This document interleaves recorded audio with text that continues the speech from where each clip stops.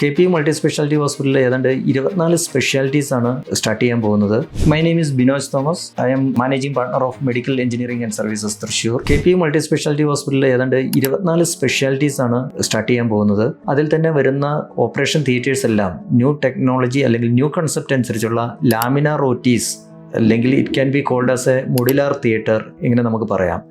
ഈ ഒരു ടെക്നോളജി അല്ലെങ്കിൽ ഈ ഒരു കൺസെപ്റ്റിൻ്റെ അഡ്വാൻറ്റേജ് എന്തെന്ന് ചോദിച്ചാൽ, അല്ലെങ്കിൽ പേഷ്യൻ്റ് ബെനിഫിറ്റ് എന്തെന്ന് ചോദിച്ചാൽ, അത് മാക്സിമം ഇൻഫെക്ഷനെ റെഡ്യൂസ് ചെയ്യാനുള്ള ഒരു ടെക്നോളജിയാണ് ഇതിനകത്ത് ഇൻകോപ്പറേറ്റ് ചെയ്തേക്കുന്നത്.